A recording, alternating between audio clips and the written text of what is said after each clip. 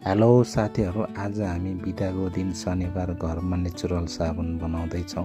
विभिन्न अब तितेपाती, घिउकुमारी, नरिवलको तेलहरू हालेर नेचुरल साबुन बनाउँदैछौँ। साबुनको साइज बनाउने रबरको भाँडा रहेको छ। तितेपातीको झोल, घिउकुमारीको झोल, नरिवलको तेल। चुलोमा यसरी डेक्चीमा पानी तताउन सकिन्छ।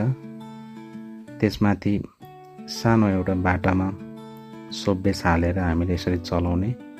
सोपबेस एकैछिनमा पग्लिन्छ। त्यसमा हामीले भिटामिन ई थोरै हाल्न सकिन्छ। भिटामिन ई हामीले यसरी हालेपछि हामीले अर्को घिउकुमारीको झोल यसरी हाल्न सकिन्छ। घिउकुमारीको झोल हामीले हालिसकेपछि तितेपातीको झोल हाल्ने। तितेपातीको झोल हामीले हालिसकेपछि नरिवलको तेल हाल्ने। नरिवलको तेल थोरै हालिसकेपछि हामीले यसरी खन्याउन सकिन्छ।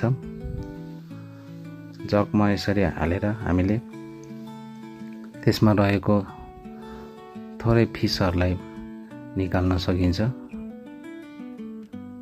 यसरी हामीले रबरको भाँडामा थोरै थोरै हालेर सबै ठाउँमा हामीले यसरी भरिभरि राखेर त्यसपछि हामीले यसलाई आधी घन्टा वा 1 घन्टासम्म सुकाउने। बाँकी रहेकोलाई चाहिँ हामीले यसरी प्लास्टिकको गिलासहरूमा हाल्न सकिन्छ। यसरी बनाएको बोसो रहित नेचुरल साबुनले चाहिँ हाम्रो स्किनलाई एकदम राम्रो गर्छ। आज हामीले घरमै नेचुरल साबुन बनाएको छौँ। ल घरमै हामीले यसरी नेचुरल साबुन बनाउन सकिन्छ।